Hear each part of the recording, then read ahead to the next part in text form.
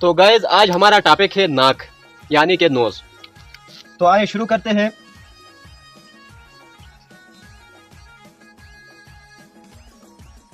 ये हमारे पास बन गया नाक। इसको उर्दू में कहते हैं नाक और इंग्लिश में कहते हैं नोज। पश्तो में हम इसको कहते हैं पोंजा, जबकि कोहिस्तानी में हम इसको कहते हैं नथुर। तो आज का टॉपिक हमारे पास है नाक। इसका नाम है, इस बेचारे का नाम है नाक। नाक इसका नाम है। दरअसल इसका नाम है नाक, लेकिन आप इसको कान को उलट करके भी कह सकते हैं। जब कान का उलट आप इसको करके पढ़ेंगे तो फिर भी इससे बन जाता है नाक। तो मतलब कान का उलट आप भी इसको पढ़ सकते हैं। इस बेचारे को फजूल कस्म के डायलॉग और मुहावरों में भी इस्तेमाल किया जाता है। फॉर एग्जाम्पल, नाक में दम कर के रखा है, नाक कटवाना।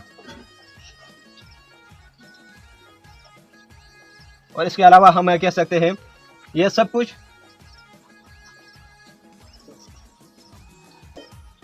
आप के नाक के नीचे होता रहा और आपको पता भी नहीं चला। ये सब कुछ आपके नाक के नीचे होता रहा, लेकिन फिर भी आपको कुछ पता नहीं चला। तो भाई फिर पानीपत की लड़ाई और सलेबी की जंगें भी मेरे ज़ेरे साये में हुई। और इसके अलावा आप यहाँ पे भी आप इस्तेमाल कर सकते हैं नाक से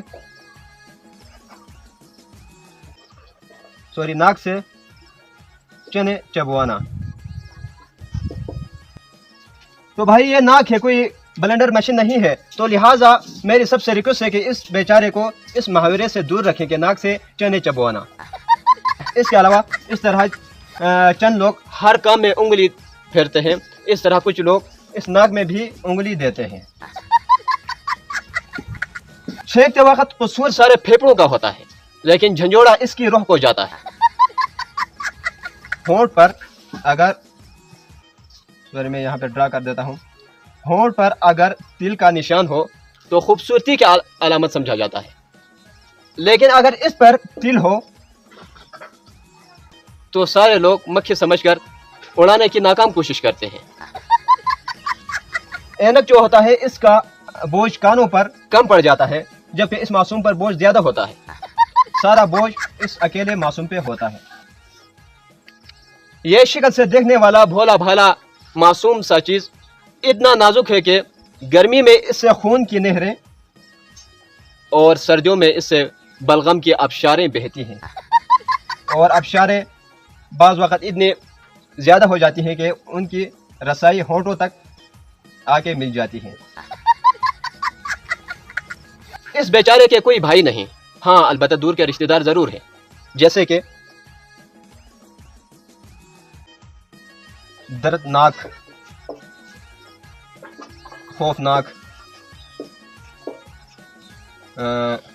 हौलनाक,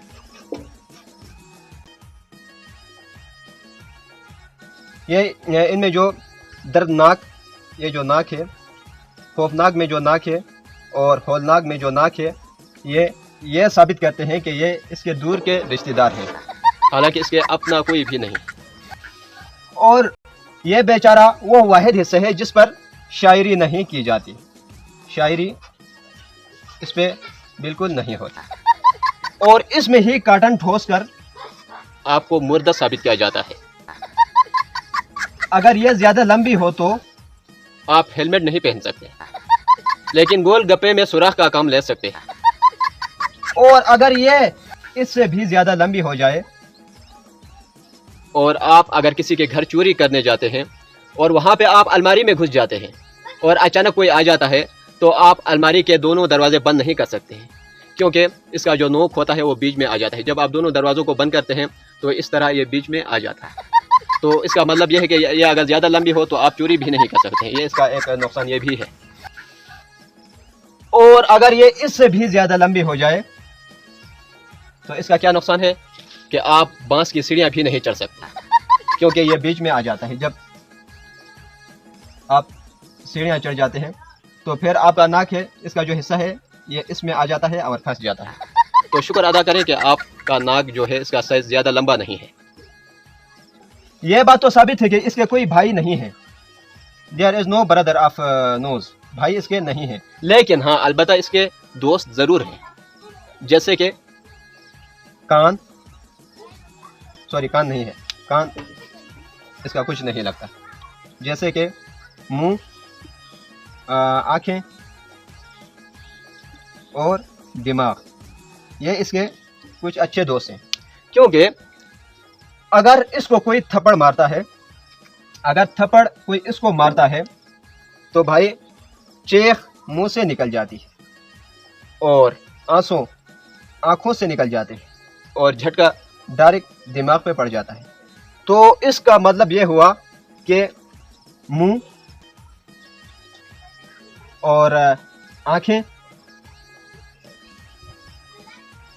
और दिमाग, ये जो है इसके क्या है,